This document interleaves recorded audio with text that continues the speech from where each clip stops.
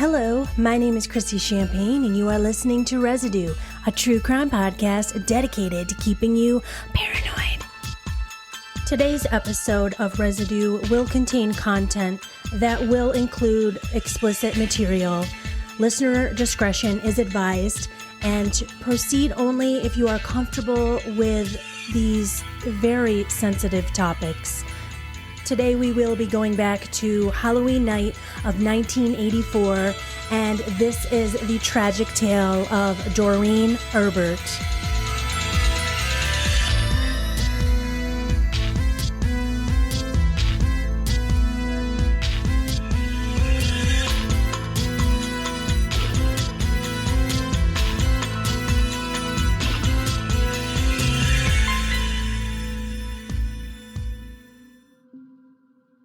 Let's go back to October 31st, 1984. It's Halloween night, and kids and adults are lining the streets, walking up and down, dressed in costumes inspired by Ghostbusters, Star Wars, and Prince. The streets would have been filled with the sounds of rustling leaves, the occasional howl of a wolf, or a spooky sound effect from a nearby porch. Trick-or-treaters would have been making their way from house to house, collecting candy and other treats in their plastic pumpkins or pillowcases.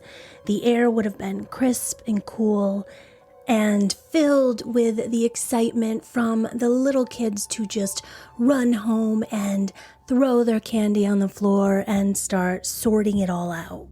On Halloween night in 1984, most families would have been finishing up their trick-or-treating and going home to gather around the TV to watch classic 80s Halloween cartoons like It's the Great Pumpkin, Charlie Brown, or movies like A Nightmare on Elm Street or Friday the 13th. But in a small community in San Jose, California, police are on high alert this Halloween because they are always aware that crimes can occur more often when the community is dressed up in costumes. This night would end up being one of San Jose's most vicious nights. One of the most horrific crimes in San Jose history would take place on Halloween night in 1984. Children had been telling their parents that while trick-or-treating, they did notice that a strange person was standing across the street from the home of Charles and Doreen Erbert. This person was wearing a wolf's mask, was standing still, holding an 18-inch machete and just staring at the home of Charles and Doreen. Charles and Doreen Erbert were a young married couple who had a young daughter, 4-year-old Deanna. They were, by all accounts, a very lovely and happy couple who enjoyed spending time with each other. On this Halloween night, Doreen had taken Deanna, their 4-year-old daughter, out trick-or-treating, while Charles, her husband, stayed home and handed candy out to the neighborhood children. At around 8:30 p.m. on that Halloween night, Doreen and her daughter Deanna returned home from trick-or-treating. Her husband Charles said they had run out of candy, and he also wanted to make a quick stop at the liquor store. So Charles left the home for about 15 minutes so he could go pick up some more candy to hand out to the children. Minutes after Charles leaves, Doreen and Deanna hear a horrifying knock on the front door. Deanna described this knock as not the kind of knock you would hear from a trick-or-treater. It was a scarier knock. Doreen is 8 months pregnant, and she is also home alone with her 4-year-old daughter. She is very frightened by this knock. She walks towards the door, and as she's walking towards it, she sees a man standing there in a wolf's mask.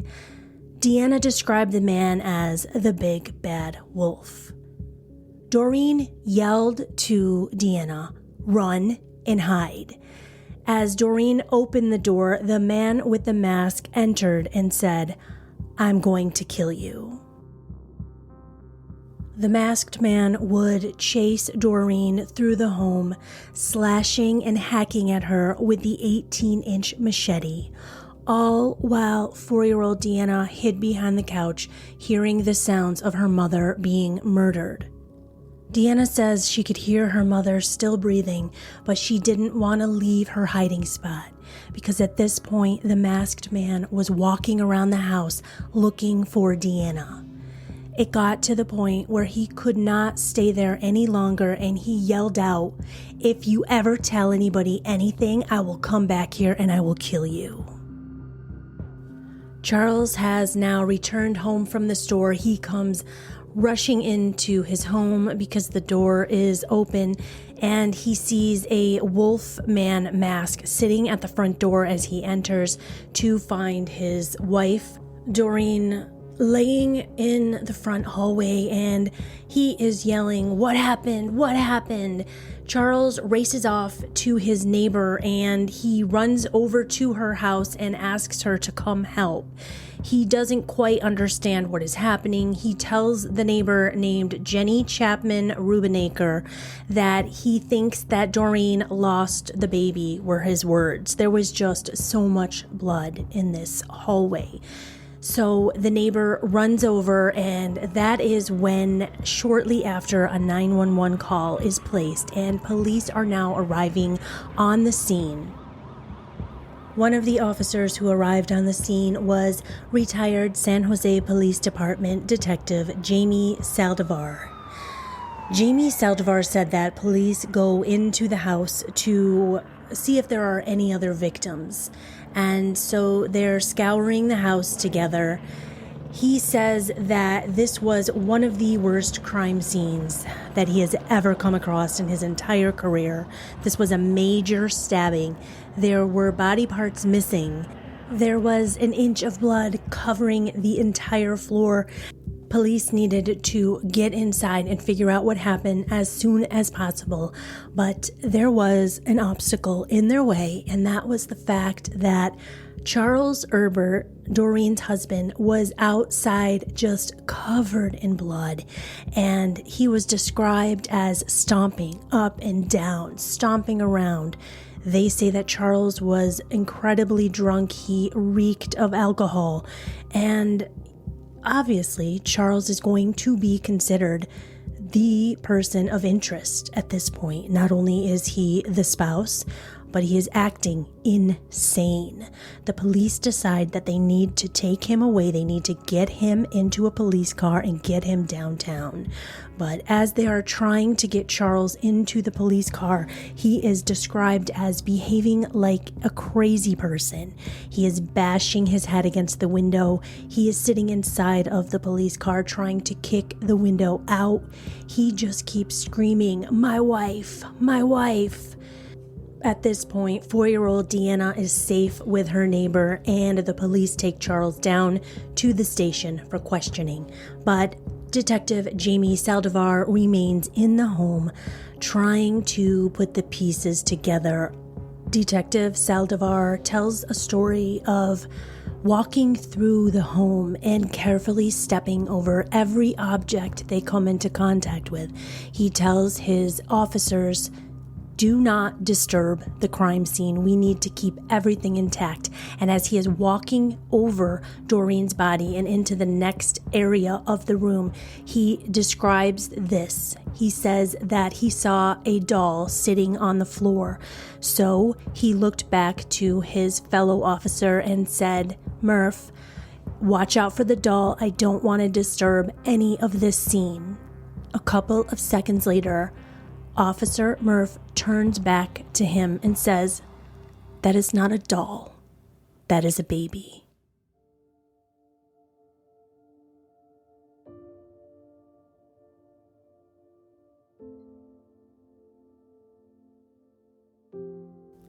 Officer Saldivar explained that there was no other way to describe the scene or the way that the body was laying in the hallway other than to say Nobody could survive that. He says that the body was, quote, filleted open like a gutted deer, end quote. The baby was removed from Doreen's body, and the murderer also attacked that tiny unborn child. Police find a blood trail that is leaving the scene and going down the street. Police start to think that, of course, Charles Erbert, the spouse, had to have left earlier that night on purpose so that someone else could come in and they could kill his wife and unborn child. Or did Charles do it and use the excuse that he had to go out to the store and run an errand? Police now have Charles down at the station and they are questioning him. And one of the questions is, do you know anybody who has any type of grievance towards you or your wife? And Charles has one answer, and it is a very quick answer. Michael Dennis. William Michael Dennis, or as he went, Mike, was Doreen's ex-husband. Michael and Doreen had a child previously before she married Charles, and that child's name was Paul. Michael Dennis was a factory worker, and as a child, he wore hearing aids. He was bullied a lot, and he was picked on so much, especially because not only did he have hearing aids, but he also had a stutter. He was antisocial and depressed. He never had any girlfriends or love interest, and that is until he met Doreen. Before Doreen was married to Charles, she met Michael Dennis, and the two fell in love quickly, and it was a whirlwind romance.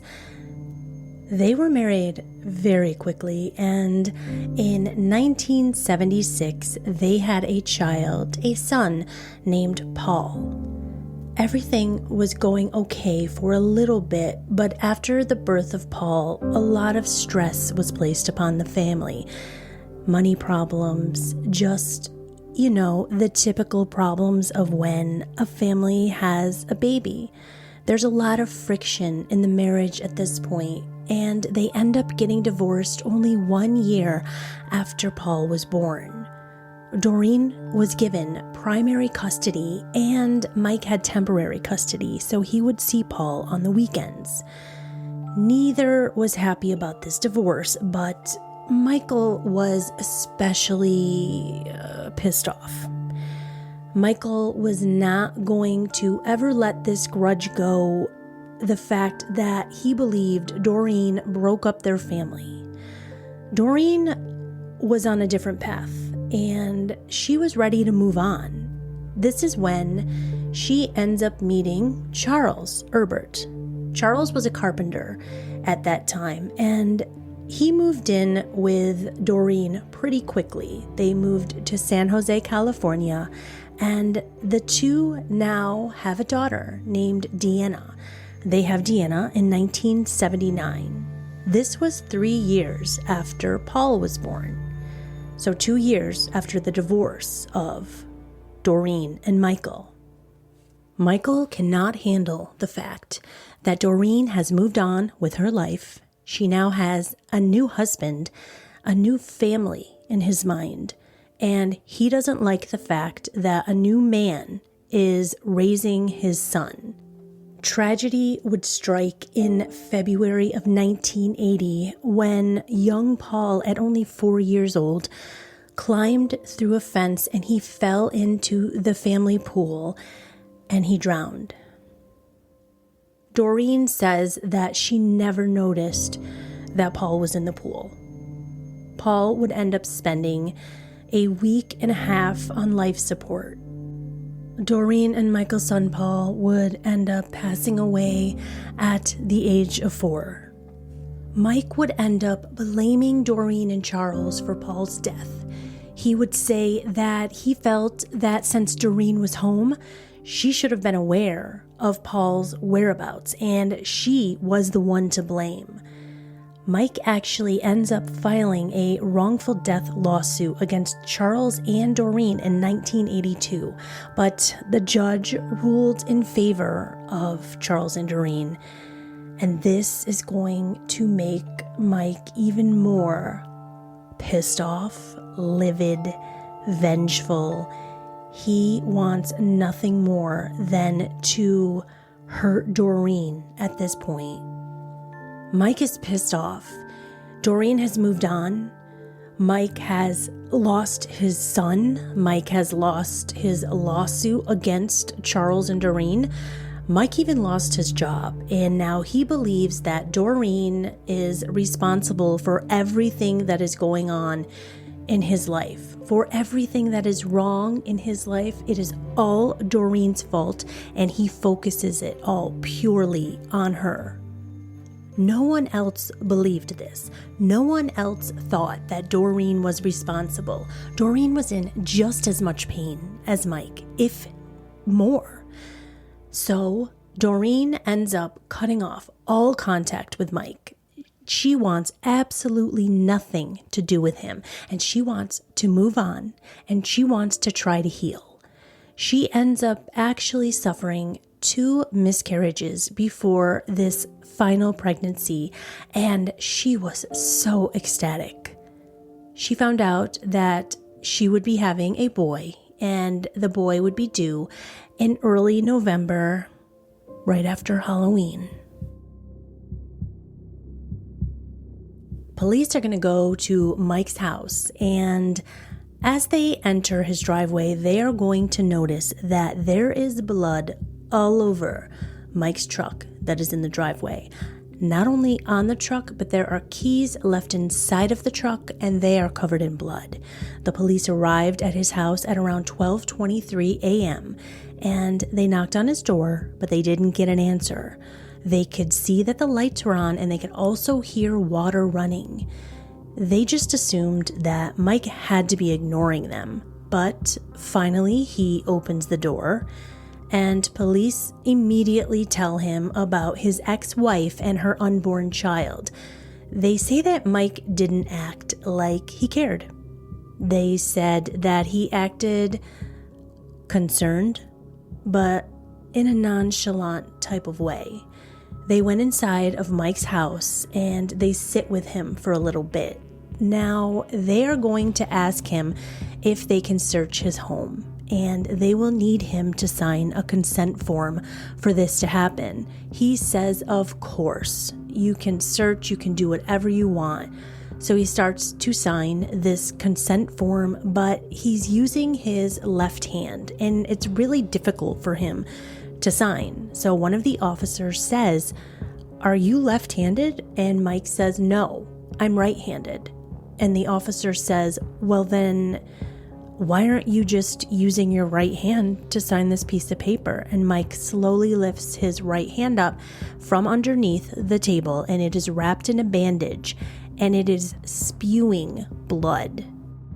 Mike says that this cut was because he was cutting a jack-o'-lantern earlier in the night, and he flipped the knife up into the air and caught it on its blade, and it sliced him. He also tells the officers that he never left his home. He says that he came home from work at 4 p.m. that night. He handed out candy and cut a jack-o'-lantern by himself, alone, on Halloween night. And the police are like, okay, well, let's search the house. Police do not find much during this initial search of Mike's house.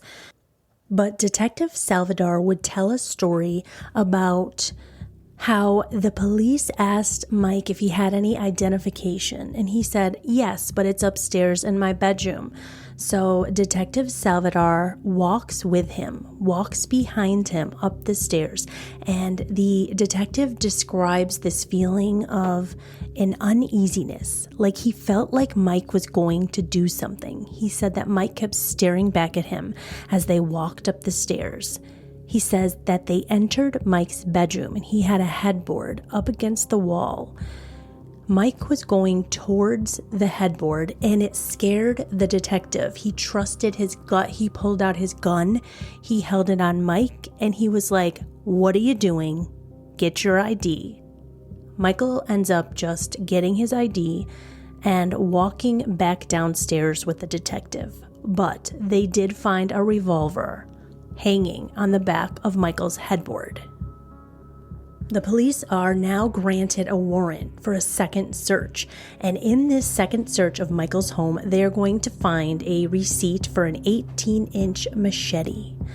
The police find 2 handmade coffins in Michael's garage. There were also weights inside of these coffins, presumably so that they would sink, hence the map of the San Francisco Bay. Police have all of this evidence, plus they have that wolf mask that was left at the scene. But this is 1984. DNA was not like it is now. In this time, California law stated that a suspect could only be held for 48 hours, and time was running out for these detectives. At this point, Charles is already cleared. Charles had gone to a liquor store or a convenience store that night, and they ended up finding surveillance footage and a receipt proving that Charles was where he said he was that night. So right now, all eyes are on Mike, and they are trying their hardest to get some kind of hard evidence to give this judge, because at this point, the judge is telling them, this evidence is all circumstantial. If you do not get something hard in the next 48 hours, we're going to let Mike go. And that's what happens. Mike is let go.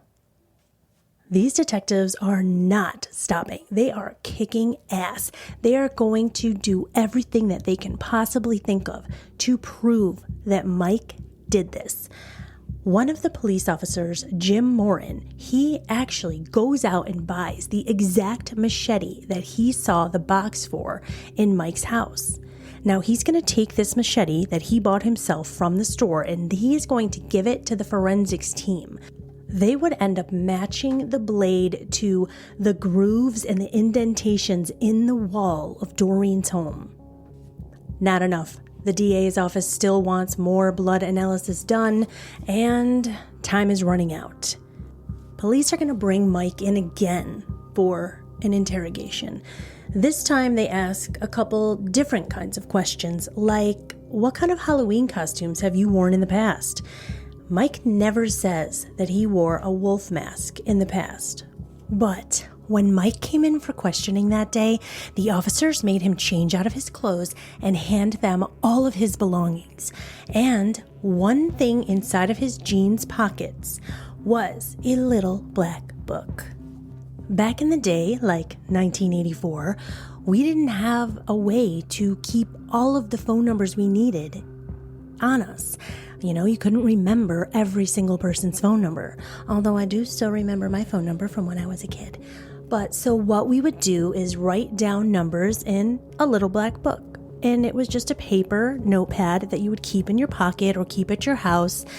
A little black book usually was filled with names and phone numbers of people that you were in a relationship with or people that you were hooking up with. So one of the detectives has the most brilliant plan of all time. He takes this little black book and he just starts dialing every single number. He is going through every single person's name and asking them, "Do you know Mike Dennis? Have you ever been to a Halloween party with him?" And bam, one girl, she tells that officer that she just went to a Halloween party with Mike last year. And what do you think they dressed up as? Little Red Riding Hood and the Big Bad Wolf. And not only that, there were pictures. But this is 1984. Those pictures are not on Facebook and Instagram. Those pictures are an hour away in someone's home, the person that threw the Halloween party. So police get in their car and they drive an hour away to physically go and retrieve these photos. And there he is, Michael sitting on a couch wearing a button-fly shirt, a blazer, holding a beer. He's got the wolf mask on, and he's got a pair of wolf gloves on. They have got him, or so they think.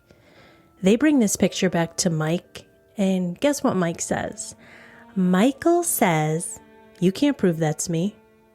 And you know what? He was right, because you can't see his face at all. You can barely see the eyes in this picture. So police now have to come up with another plan.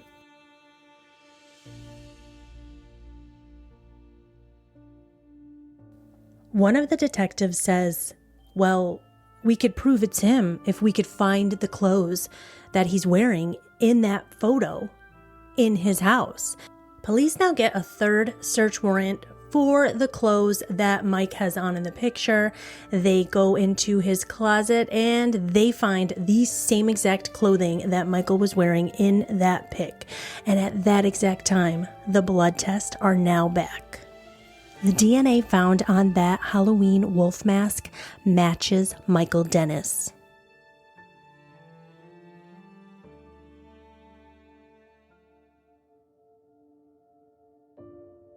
Michael will not admit to any of this, so what police speculate is that he did attack Doreen, and he also intended to attack Charles. Those two coffins were in his garage because one was for Doreen and one was for Charles. Charles ended up ruining Michael's plan that night because Charles left the house unexpectedly. What police believe happened is that Michael entered the home, attacked Doreen and her unborn child. Then he left and walked about 4 to 5 blocks to his own home. That is where he took off the uniform he was wearing and he threw the machete away. Police never found the machete or the uniform that Michael was wearing. They did have to question, why did he leave that mask at the scene? And the only answer they could come up with was that Michael wore glasses, and that mask is pretty hot. We've all worn a Halloween mask, we know. And the eyes on this mask are really, really tiny. So police were just speculating that he must have just not been able to see and took the mask off and in haste just threw it to the side. Thankfully. It would take 4 years to bring Michael to trial, and when that finally happened, he was facing the death penalty and he pleaded not guilty. The only witness to the crime was Deanna, and at this point, she was only 8 years old. She had to get up on the witness stand and testify. She says, as an adult now, she says that she felt nervous and scared. She didn't want to talk about that night. She still feared him. The mood in the courtroom was very heavy, says Deanna. My dad was very distraught. Growing up with my dad was difficult. My dad had problems. She is speaking about Charles. Deanna explained on the stand that after the murder of her mother, her life was a mess, and she was very thankful for the grandparents that she had that helped raise her. The judge made Mike put his head face down on the table and never look up at Deanna. About halfway through the trial, when the prosecution rested, the defense stated that Mike will change his plea to insanity, and this shocked the courtroom. Mike says that on Halloween, he was seeing all these little kids come to his door, and it made him crack. He didn't have his son anymore, he didn't have his wife anymore, and he just felt this was all Doreen's fault. He couldn't stop thinking about it. He was livid. So he said that he had a, quote, demon in his head that he couldn't get rid of. Mike will, till this day, say that he did not know that Doreen was pregnant. On August 16th, 1988, Michael Dennis was found guilty of first-degree murder in the death of Doreen Erbert and second-degree murder in the death of her unborn child. He was given the death penalty.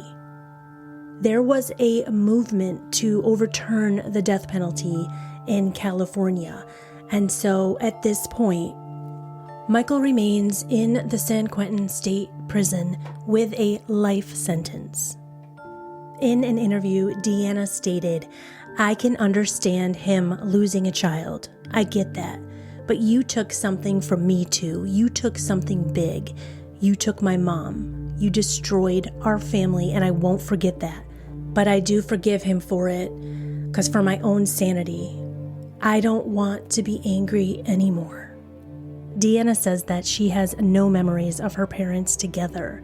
She was told that her mother loved kids and that she loved volunteering. Deanna says, "By moving forward, I am honoring my mother." She also says, "Michael Dennis stole Halloween from me, and I'm taking it back."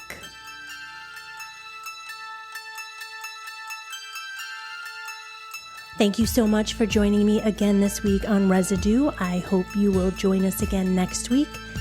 And don't forget to follow me on Instagram at Residue Podcast, Facebook at Residue, a True Crime Podcast, or visit the Residue, a True Crime Podcast website at residuepodcast.com.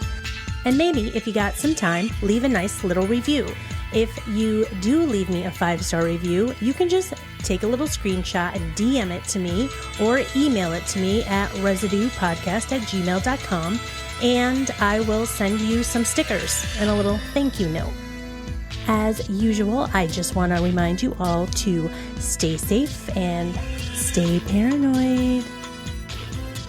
Very quickly, I just want to shout out my main source for today's episode, an episode of Homicide for the Holidays, Season 5, Episode 3, The Big Bad Wolf. There was also an amazing podcast episode from the podcast Killer Instinct, podcast episode 184. You should check that podcast out because it was pretty amazing. See you next week.